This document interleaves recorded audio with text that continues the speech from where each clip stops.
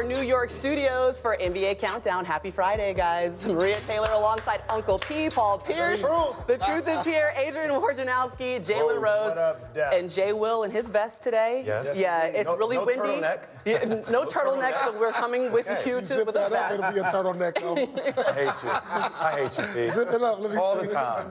All the time. Okay, listen, guys. Zach Lowe will join us a little bit later on the show. We're going to talk about the Bucks, obviously, but in case you haven't been on NBA Twitter, there's something that we have to talk about first. James Harden was asked if he felt that he was the best player during the All-Star break by Rachel Nichols, and this is what he had to say. I feel like I'm the best player. Yeah, I just, throughout the course of the year, I don't see double teams from anybody else. Usually you see a double team after you have a 50.9 or 60.9. If I have a 18.9, the next game I'm seeing a double team. I just know none of them can mess with me. But I wish I could just run and with 7 feet and run and just dunk. Like that takes no skill at all. I gotta actually learn how to play basketball and how to have skill, you know? I take that any day. Oh, I love it. Okay, I love it. Just to put that into context, though, Rachel Nichols did ask him about the joke that Giannis made during the All-Star draft about him not passing, and that was his reaction. So obviously he was referencing Giannis there. But look at the highest real plus minus. Those two go neck and neck right now. And if we're having an MVP discussion, you're certainly thinking about those 4 players. And Harden's in the conversation. But Paul, what was your reaction to the jab that was thrown back at Giannis by James Harden in that interview? We don't get enough of this in the NBA, by the way. I mean, this is early 2000s, 80s, 90s, where guys talk smack, and I enjoy it because it creates a story. Who knows, these two may see each other, but James make a great point. I mean, over the last 5 years, he's been arguably the best player. I mean, he's finished top 2 in the MVP voting pretty much the last half decade. And so it's hard for me to really argue with what he's saying, even though, and I'm a side with him. At first, I had a long think about this. It took me a while, but as you get older, you lose your athleticism. You got to play with more skill. I was able to play 19 years, not because of my athleticism, because of my IQ and skills. And, you know, in a way, I agree with James. Oh, okay. I like it so very much, and I actually voted for James as MVP last year, but I can't dismiss the greatness that Giannis puts on display. At 6'11", we haven't seen this height and this versatility of a guy that can play 5 positions. However, if he was 6'3", he would be Russell Westbrook. Oh, I like this He would game. still be a guy that can give me points, rebounds, and assists and give me effort on a nightly basis, not load management, still have the MVP opportunity because he's going to bring it on a nightly basis. Let me tell you what he'd be if he was 6'6". He'd be Michael Jordan. No, Michael Jordan has fadeaway. He can shoot threes. You better go on with that, Michael Jay. Jordan? Michael Jordan, man, he'll be Carl Lewis. Come on, man. He's as close to a competitor in this current NBA as a competitor. He said Michael Jordan. You got Woj on your side. Hey, let me try to tell y'all something. I didn't do it as a player, but it's actually two ends of the court. He'll be Zion. He'll be Zion. He'll be more like Zion. I've been on the court with 2 people that was the best player on both ends. Michael Jordan, Hakeem Olajuwon. I think Giannis falls into This that is category. complete disrespect. Put some respect on his name. This is complete disrespect to Michael Jordan. How Michael Jordan was, and you're comparing Giannis with Michael Jordan? You're saying Giannis has the skills of Michael Jordan? No, I'm saying nobody, quote-unquote, has the skills of Michael Jordan. I'm just saying that you can work on those skills, and Giannis will still be a great player at any height. No, Westbrook was good, but Jordan, I can't co-sign that one. I can't co-sign that I can't give you that. Well, I was going to say, I think James I agree with you, Paul. He's one of the best players to ever play the game. I think he's innovated the offensive game for sure. But like Giannis is Shaq. He's a skinny Shaq. He's the most dominant player. So yeah, you can say, hey, all I do is dunk, but stop it. Stop it. If you can't stop it. Giannis or Harden? You can only have one. To start a team? Don't hesitate. Yeah. I'm taking Giannis. That's not a question. I'm taking Giannis. Oh, no. You don't know. You do know. You know, Paul. I mean, just which wants to one would stand you by rather sports. play with? To start the team, I'm going to say Giannis for the simple fact that if I was on that team, I'd be taking the perimeter responsibility. He'll be doing the rest. Well, I would love to see you and James Harden feud on the court. Oh, that'd be good. Listen, you brought up Michael Jordan, you brought up Hakeem Olajuwon, and Giannis could be the 3rd player to be an MVP and defensive player of the year. He could become the 3rd player to make make that happen. And it's happening on a team that could potentially win 70 games. Let's walk you through exactly how they've made this happen, because they have to go 20-4 to close out the season, but it's certainly possible. They have dominated opponents this season. Their points per game differential is just off the pace of the 1971-72 Lakers for the best in a season in NBA history. One of the ways they've been doing this, though, is with their interior defense. The Bucks are allowing opponents to shoot just 47% in the paint. That's second best by any team over the last 20 seasons. So the ultimate question would be, can the Bucks actually reach those 70 wins? According to ESPN's BPI, the Milwaukee Bucks have a 33% chance to actually make this happen. And well, it's just been interesting to see this Bucks team in action and the way that we know who Giannis is, but the cast of characters, intelligent basketball players, everyone has a role, plays the role. How is this team constructed, and why is it so successful? Yeah, their general manager, John Horst, has done a really good job of putting players around Giannis who can shoot the ball and play with a high basketball IQ. And, you know, Mike Budenholzer, you've seen him come in and just everyone has had a better season this season from last year.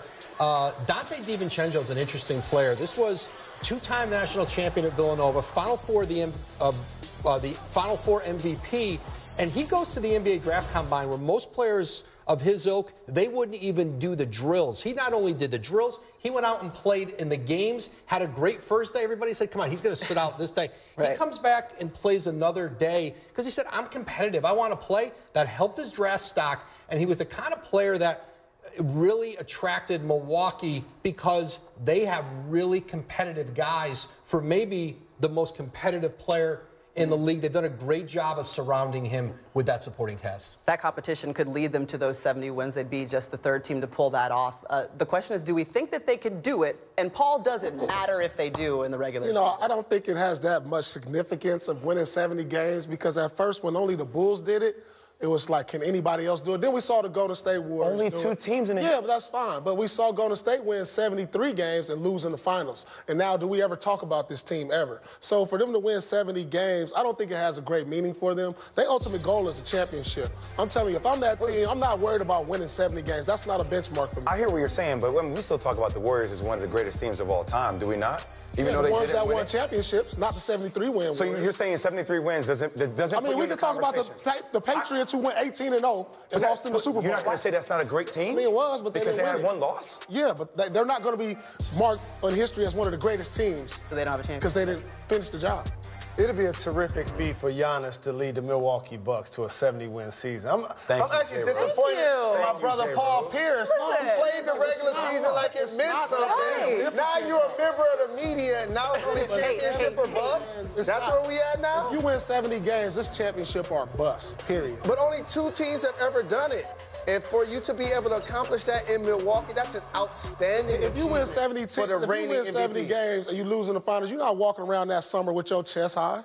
You're not walking around like, yeah, we won 70 games. But still, that doesn't mean it's not a great accomplishment. That ain't something you're going to brag about. That's like the problem with ego. That's not something you're bragging about. Think of, you win 70 games, but then lose in the finals. You're not walking around in the summer with your chest up. But if you win it all, you out there like, yeah. The Golden State Warriors got a banner in their arena for winning 73 games. They may not brag about it, but it still means it's a great season. The pressure on this organization to win a championship, with Giannis's free agency looming potentially in 2021, they know the best case they can make to Giannis about winning more titles and the potential to win multiple titles in Milwaukee. They got to win the first, and they've got to do that this year. And there'd be a tremendous amount of pressure on them in 2020-21 if he doesn't sign that extension this summer. Can I say something though? And there's only 4 players in the history of the game that are averaged 20 points per game and shot 50, 40, 90 from the field. And that's Larry Bird, that is Kevin Durant, Dirk Nowitzki, Stephen Curry. Chris Middleton is on his way to be 5th. Yeah. So you put him in that category? I didn't say he will. Yes. If he goes 50, 40, 90, averages 20, he's going to be in that category. You can make a stat for everything. Come on, man. I'm one of the top 5 to ever do 1 point, 1 rebound, and 1 assist in 1 minute. Did you shoot 50, 40, 90 in your season? Did you shoot 50, 40, 90, Paul? No, I ain't never did it. Okay. I mean, he's a good player and all, but he ain't in that category. I love baby boomers versus millennials. Every time we do it, just makes me happy. And I like it when Paul He throws named hate. him with the. You know his name. He's gonna be on that list, I mean, Paul. that's a good list, though. I mean, that's a good list. Okay, listen, 50, 40, 90, it matters, and so does 70 wins, in my opinion. It all matters. Let's take a look at the hardest remaining schedule or games for the Bucks. Lakers, Mavs, Celtics, Raptors, Nuggets. Again, I said they could only lose 4 more games in order to reach those 70 wins. I mean, do you think they can pull it off when you take a look at this schedule? That's on the road. All those games are on the road. I do not believe they get 70 wins. You I'm don't? with you. And a couple of reasons why. Number one, that's a really tough schedule. is. But number two, they're going to lock up the number 1 overall seed, and at some point, Sit you some. should rest Giannis and you should rest Middleton. Oh, it might be hard. I think you So rest him, Giannis but I to think you take give a him break. in-game management. All right. I shot 50, 40, 90 last night at the park. Listen. Oh, Shea Gilgeous-Alexander. Dunkers in the world today, Zion versus LeBron. Who has more dunks tonight? These are 2 of the most exciting kidding? dunkers in the world today. Zion. Yeah. I was gonna- LeBron? LeBron still. Did you not see him give you this the other day? Give you this the other day? Give you this the other day? We gave you one. That's it. You're not gonna put Zach LaVine in He there? gave you the Kobe. I'm going Zion. I'm Oh, Zion. man, all right, y'all disrespecting James. I'm going LeBron today. No, you're still sick. You got a fever. I expect to come out with the best record after today. Did you come out with the best? Okay, I got the 500. Here I come. Made it to 500. Okay. There I go. But you're still losing. That was big. That was big. Jay Will still Maria, winning. can you stop looking? I'm at Stop looking 500. at my picks, please. Okay. You want to rock the clearly- baby? all I right. had a big week last week. That's a big week All for right, you, here J. we Rose. go. You We're got gonna back in the start game. off. Here we go. We're gonna start off with the Nets and the Hawks. Spencer Dinwiddie Who? and Torian Spencer or Spencer? Spencer Dinwiddie and Torian Prince versus Trae Young. Points, rebounds. I'm going and Trae assists. Go with Trey, whoever Trey's matched with. Ooh. I'm going with the Nets on this. I'm going with the Nets. No, this is points and assists only. I meant points and assists only. I'm going with Dinwiddie on this. Okay. And Torian. That's a good one. Actually, no, I go with Trae Young. I'll change it. I'm going with Trae. All right, number 2. Too late, Jay. Yo, no, come Little on, yo. paper move. All right, next one up. Okay. Mavericks Heat, Luka Doncic and Justin Jackson versus Jimmy Butler and Kendrick Nunn. Points, rebounds, assists. I'm going Miami Heat. Ooh, I'm going Luca. I'm going Luka Doncic on this one. I'm going Miami Heat. I'm going Miami Heat. I'm going with you, J. Rose. I'm going Luka Doncic. It's All Luca's right. 21st birthday. We gotta go. Oh, yeah. Yeah. All right, here we go. I don't know if I like that pick. To me, this is the prime time matchup of the night on wagers. Okay. Nuggets versus Clippers, Kawhi versus Joker, points, rebounds, assists. I'm going to Joker. I'm going Joker. The last time I went against the Joker, I lost. Joker. I'm going Kawhi. He is in the zone right now. He is crushing the league. And I don't know why we're not talking about him for MVP. But anyway, that's another story. I was gonna That's say, another dang, story. you just started a discussion. Yeah, I'm with the Joker. I'm with the Joker. I'm going Kawhi. Put me on Kawhi. What am I doing over there? Come on, put me in. Thank you. Y'all got be better, y'all. All right. You have next one up, job. Giannis Antetokounmpo. You got one job. All You right. don't have to talk out loud. Giannis Antetokounmpo. Okay. Rebounds, points, assists, over or under 48.5. I'm going over. You going over? I'm going with the under today. I'll take the I'm under. taking the under today. He averages 30 I'm with and Uncle Pete. 13 rebounds and 6 assists. They will. That's already. I'm going under. Going with the under. All right. All right, Giannis. Last one of the night. Kevin Love. Oh, no, we got 2 more. Yeah, Kevin Love versus Zion Williams. Points, rebounds, assists. Points, rebounds. I'm going Zion. I'm going Zion. I'm going Zion. Zion. Let's all move together. Zion. Hey, look, that's the one. Next All right, question. last one. Kings, Grizzlies. De'Aaron Fox versus Ja Morant. Points, rebounds, assists. Ooh, this is a good one. This is really good. I'm going with the Fox I'm on going this with the one. Fox, yeah. I think I'm going with the De'Aaron's gonna Fox take on this this one. All right, I'm De'Aaron's rolling gonna take Fox. this one serious tonight. You got J Rose. You going with Fox too? I'm going with the Fox. I'm going with my guy, Ja. Let's go, Ja. Okay. I got your back. I expect to be in the lead after tonight. Okay, guys, remember, I got you, Ja. the last 2 wagers had to do with the Pelicans and the Grizzlies, and there's a lot on the line Yeah. between you 2, right? We got a soup challenge. Okay. I like This has gotten this. serious This is now. 3 games. We 3 games What we out. got here? What we got three here? games out. So If the Pelicans make it, better make the custom playoffs. I get a Tom Ford suit. Boom. Ooh. That's a hell of a suit challenge. I like that. I got you. Yours would be more expensive. I'll pay my debt. We got a lot of ways to go. All right, we got some time. I like it. I like it. He might only get a vest, though. It might not be that expensive. Kumpo has 16 30-point, 15 rebound games this season. That's the most by any player since Shaq did it back in the 99-2000 season. But Giannis can do more than just score. Kirk Goldsberry breaks it all down. Everyone knows that Giannis Antetokounmpo is one of the most ferocious offensive forces in the NBA. But not everyone knows that he's become arguably the best defender in the NBA too. Let me give you 3 reasons why he should win the Defensive Player of the Year award this year. First, he's the best defender on the best defense in the league.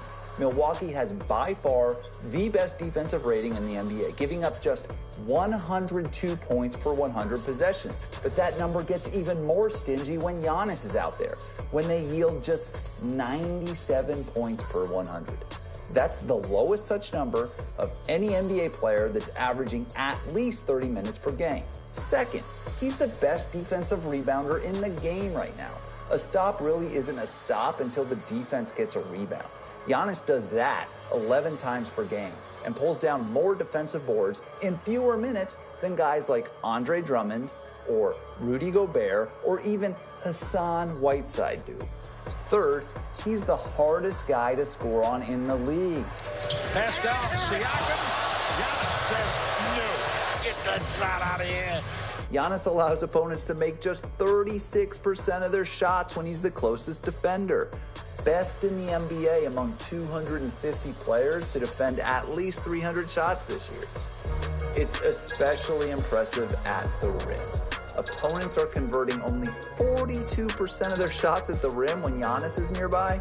Compare that to Rudy Gobert or Anthony Davis, who both allow 55% at the rack. At age 25, Antetokounmpo has not only become the MVP of the NBA, he's also become the best defender in the world too. Best individual defensive rating, that's what that guy Giannis has. The countdown couches. Look, we've got Zach Lowe on NBA Countdown for the first time, our senior NBA writer.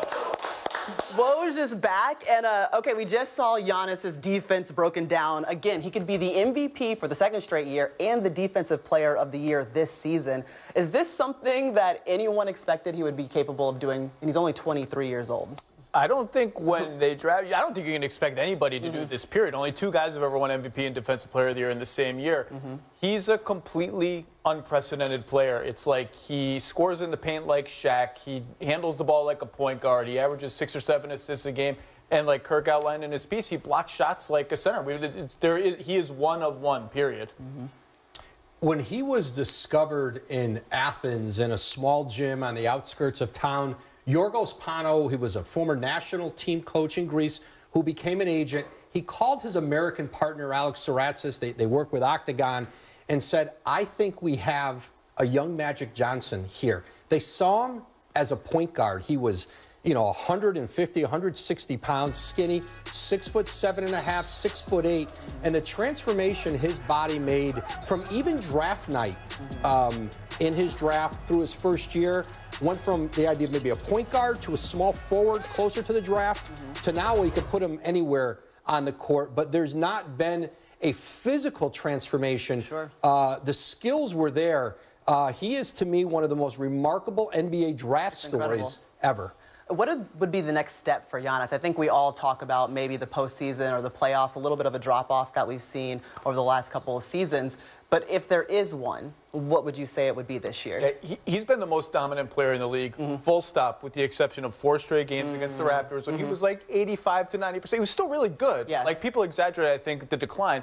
But the focus this year has been on the 3, and he's shooting 4, 5, 6 a game, hitting 32%. To me, in the playoffs, the mid-range pull-up is more relevant for him. If he can sort of burrow into the spaces like Kawhi does and just hit those 14, 15-footers, just enough of them to give Milwaukee an alternate source of scoring, that's more exciting and more interesting to me than the 3. The 3s are nice. When he gets the 3s down, it's a wrap. But that's, for this season, for them to win, that's the more exciting shot. Something that was exciting for you, and you didn't get to chime in on this, was the Harden v. Giannis. Love it. Love it. What's your take? I think it's awesome. Like, Giannis took a shot at him. Giannis took a shot at James. James really wanted to win the MVP last year. He's not happy about that. James shot back. I think this is good for it appears real. It appears to have real edge, and they're both proud guys. I think it's great. It's just a shame that it's like a very small chance they would meet in the playoffs. But the one thing that is really unique about Giannis is he does not see his peers as his friends. He sees these all of them as guys I'm competing against, and it's for a lot of people who remember a different generation, a different time in the NBA, he's a throwback in that way. It was incredible sitting down with him because he's the ultimate competitor for sure. And we saw it last season when he won the MVP, and we actually might have found some great video of why Harden and Giannis have some of the problems they're having lately. Take a look from last year. Do you remember that? Does anyone remember? The ball bounces right back to him. That's a hard shot. So maybe it started on the court, it made its way into a couple of interviews, and hey, here we are. But either way you slice it, Giannis is obviously in the MVP running, and the Bucks right now, they have the best record since Thanksgiving. But guys, Oklahoma City has the third best record since Thanksgiving, and I don't know if anyone expected that. Maybe the surprise team of the year. But what has fueled this for OKC? Well, I think Chris Paul's leadership, his desire. He didn't go to Oklahoma City upset about the trade, that I'm not with a contender. He got in some of the best shape of his career. And I think, to me, if I had a vote on an award, a Coach of the Year award, Billy Donovan is my NBA Coach of the Year. He's going to be in the running. I think I'd lean toward Nick Nurse right now. But look, the Thunder are 31-11 since they started 6-11. That's half a season of like elite play. That's not a fluke. This is a really, really good team. And what Sam Presti did to get Chris Paul and 2 picks for Russell Westbrook, to get Shai Gilgeous-Alexander and Danilo Gallinari and a gazillion picks for Paul George, they are set up to, it's unlikely, it's very unlikely considering the teams that owe them picks are good teams, but they're set up to potentially have a Celtics situation where they don't have to worry about the quality of their own pick because they own all of these other picks. Like they can kind of ride this out for a little bit. Potentially 14 or 15 first-round picks in like a 7-year window. It's unprecedented. Yeah, it's impressive. 1.5 games behind the Rockets. I don't know if we drew that up. Did you predict that before the season on Woj and Low? Is that what you said? I said they would miss the playoffs. All right. Well, hopefully, I'm waiting for another Woj and Low. Actually, just let me know when the next show is. It's coming. Okay, it's coming. Yeah. That's your teaser. We'll let you know. We'll keep you posted on NBA Countdown. All right, it's time to run the floor so you can know what's actually coming up on NBA Countdown. In 5 minutes, Tobias Harris will tell the story of his grandfather, who is also a Tuskegee Airman. Then in about 15, we'll break down the concerns for the Clippers, and in 23 minutes, we'll go all access and take a look of Giannis, that competitive edge that he has, and how he's playing and practicing with his team. That's all coming up on NBA Countdown.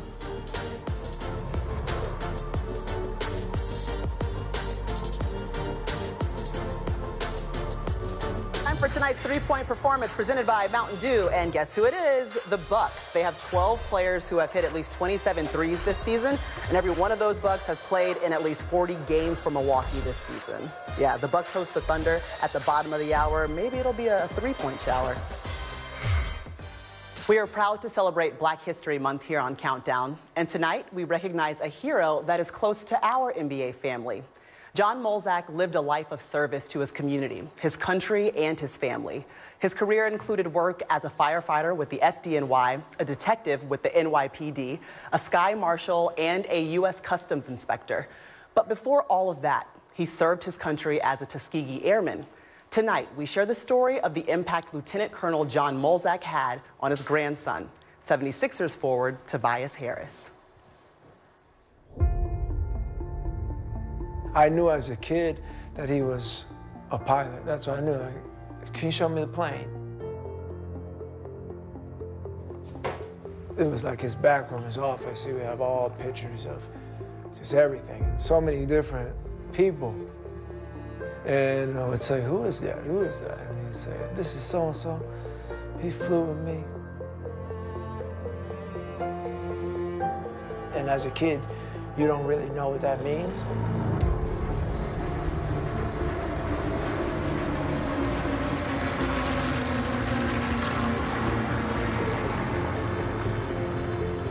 Lieutenant Colonel John Molzak was an original member of the elite Tuskegee Airmen. a group of 994 pilots who in World War II became the first African-American aviators in the history of the U.S. Armed Forces. To his 8 children and 22 grandchildren, he was known affectionately as Daddy John. My father, he loves all his children and all his grandchildren. He's so proud of Tobias. Tobias looked up to my father, and my father was very encouraging to him. At what point did you realize that he was a Tuskegee Airman?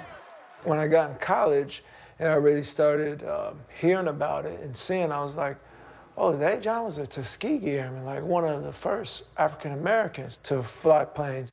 And then that's when I really knew what a Tuskegee Airman was.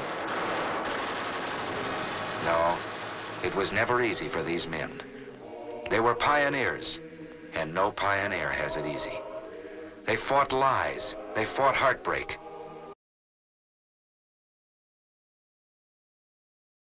We ought to be proud. There you go. Give it a 2. Get out of here, man. You're not impressed? The dog drops the ball. That's the 10, He didn't drop the ball. He dropped the ball.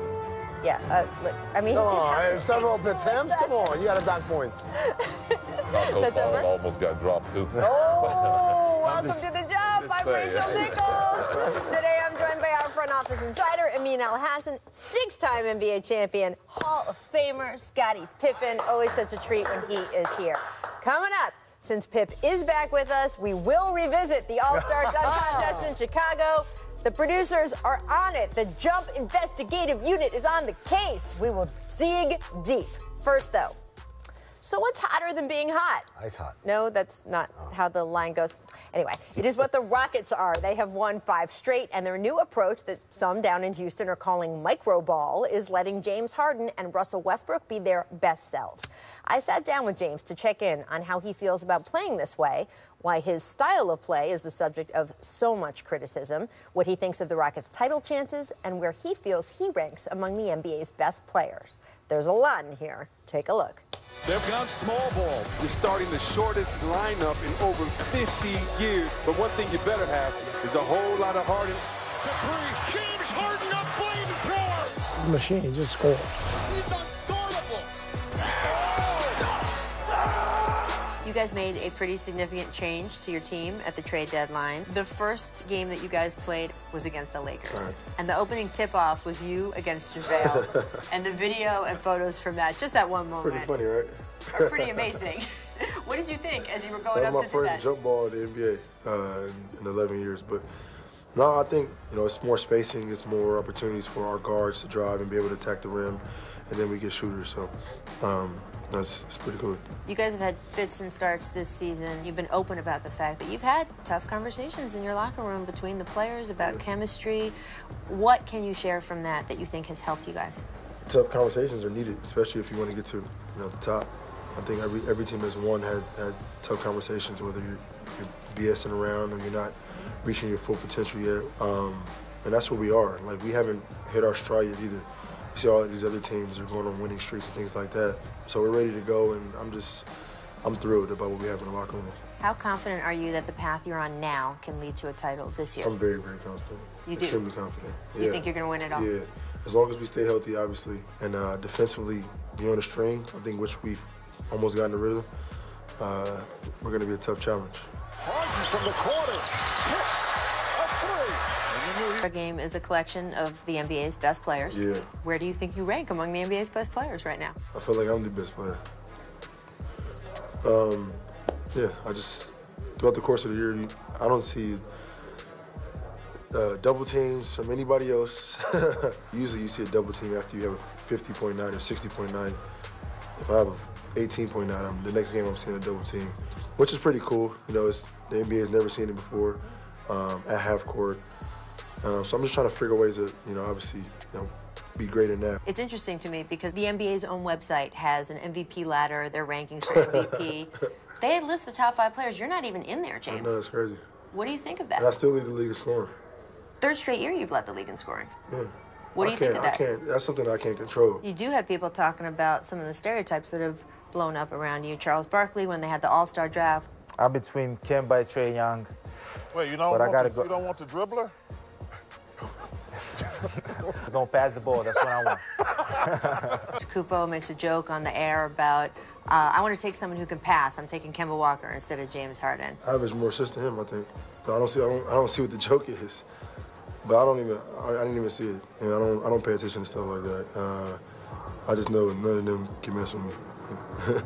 You know, when it's all said and done, you know, they'll appreciate it more. You know, but I wish I could just run and with 7 feet and run and just dunk. Like that takes no skill at all. I gotta actually learn how to play basketball and how to have skill, you know? I'll take that any day. Do you think that in the end, a title is going to give you the respect that you think you deserve? I mean, it is, and I will get it. You feel confident about that? Yes. Very.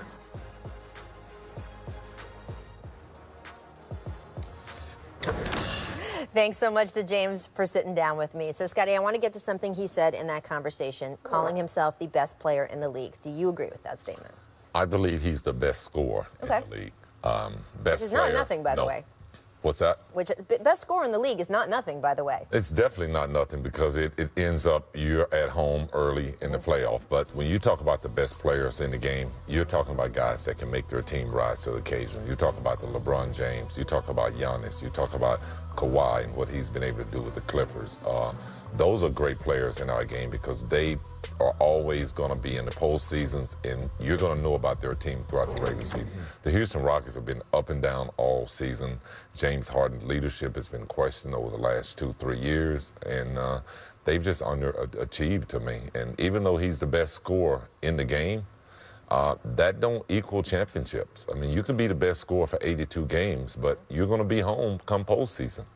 Yeah, I think I don't agree with him calling himself the best player of the game, but I have no problem with him doing it. I think there's a certain echelon when you reach that level, you kind of almost have to believe that in order for it to be true. So I think LeBron, Kawhi, Steph Curry, Giannis, KD, and Harden. Those are guys that they can say it and legitimately believe it because they're MVP caliber. They've been kind of elite players throughout the last 3 or 4 years. Anyone else is kind of, I think, a stretch because they've proven they can take teams, win consistently, be competitive in the playoffs. But like Scotty said, if we're going to actually say who's the best player in the game, I don't think I could take Harden when he has that kind of track record in the playoffs of falling short. Well, I think what happens in the NBA is we give you a few chances to prove it in the playoffs, right? So Giannis's team doesn't get out, right? Doesn't get to the finals last year. Doesn't get out of the round that they, you know, everyone thought, oh man, they're gonna get to the finals. Don't get out of these conference finals, and we're giving him another year, right? Because it was the first time getting them that far. It's not fair to just judge him on that 1 year. So we're going to give him another year to see how that goes. If they also don't get to the finals this year, I think people will start saying, hey, what's going on? That sort of thing. Right. That's why there's more pressure on them to get there this year, right? With James Harden, I feel like at the beginning, it was, hey, look, hamstring away, right? They could have made it. They could have done this, whatever. But after repetition, there is now, hey, we got to see it. We got to make you believe it. And so I like the tweaks they made because what they had wasn't working. You called it out last season, Scotty, that it wasn't going to work. It certainly wasn't working in the first half of this season. So I give them credit for changing it up and trying something different. We don't know if it's going to work, but I do agree some of James's reputation will rest on whether it does work or not. And that's just how it works in this league. It works in the NBA. We'll give you a few chances, and then you got to get it done. You got to at least get to the NBA Finals. So there you go. All right, in that conversation, Harden also said, quote, I wish I could just run and be 7 feet and just dunk. Oh, boy. That takes no skill at all. I have to actually learn how to play basketball and have skill. Now, he did not name Giannis in that quote. I had just asked him a little bit about the comments Giannis made during the All-Star draft, about the comments Charles Barkley made, too, during the All-Star draft. And Giannis, by the way, after the All-Star game, made sort of another funny joke. And by the way, in good fun, Giannis, it wasn't like he took some crazy shot at him. No. I don't think so. You think so? I think the one that happened during the draft was just in good fun. Actually, Charles was the one that started it, and Giannis went along with the joke. But what he said after the All-Star game, when he said, we were targeting Harden, I didn't feel like he had to say that. It's an All-Star game. You don't have to get that deep in, and he probably wouldn't say it in a regular season game. To me, I was like, wait, why is he saying this? And then I remembered when Giannis won MVP, Harden went on the radio talking about, you didn't deserve it, I should have won it. Okay. And the Rockets put out all this stuff about, well, actually, if you look at this, that, and the other, Harden had more of an impact. And to me, that was not a gracious way to accept losing that trophy. And I think Giannis took that to heart. And so I think there's a grudge there that Giannis looks like a cuddly, laughing, smiling guy, but is a crazy competitor out of the same cut of cloth of Kobe and Michael Jordan and Kevin Garnett. One of these guys who's not here to make friends at all.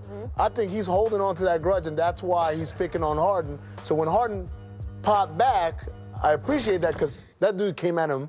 You got to come back at him. But just understand, March 25th, on ESPN. It's going to be a bloodbath. Giannis versus Harden right here. Tune in on ESPN and the ESPN app. Seriously? Only in America. Oh, boy. Okay, here we go. It's setting up for great finals. Yeah, if it happens. Do you feel like Harden had to pop back given everything that Amin just outlined? Yeah, I mean, I think there's some pop back. I mean, as Amin said, these guys kind of been battling since, you know, going at each other for the MVP. So, you know, they're going to throw words around. Too bad they're playing in the East and the West that we don't see them battle head-to-head more because they are two of the top players in our game, and we would like to see them go head-to-head more. Well, I mean, one of the things that Houston GM Daryl Morey always says about James Harden is he's unstoppable. I haven't seen the defense that can really stop him. And Giannis is in a lot of ways such a force when he goes down. Now, we've seen walls built for Giannis, but it's an interesting matchup. It's interesting that he says he's never seen nobody stop Harding, but look at their record. Somebody stopped them. They don't have the best record in the league. They ain't got the best record in the West. Somebody's stopping them. I just want to point this out real quick. We shouldn't have to dignify this, but Giannis is more than a 7-footer who can just dunk. I remember they used to say the same thing about Shaq, right? And that ignores the footwork. It ignores the IQ. It ignores the immense skill development from rookie year to where he is right now. Giannis is a very skilled, improving player every day, and is way more than just 7-footer athletic who can dunk. But I know sometimes when you talk trash, you just try to... I was going to say, I'm also sitting, you and I are sitting next to someone who played in an era where that barely even qualifies as talking trash. Some of the things y'all said to each other. So it's all part of the game, and it's going to be a very good game, by the way, again, when James Harden and the Rockets take the floor tomorrow. We will have that for you. Coming up, we're going to talk about the Sixers. They're going through some injury struggles, but is the best seeding scenario for them to actually slide down the standings? We will discuss that. First, though, it's time for our distant replay from this date in 2006 featuring Vince Carter? Lamar Odom. Close enough. Hey, hello, the goods. The Lakers right now on a 10-2 run. Another takeaway. Lamar. Oh, no!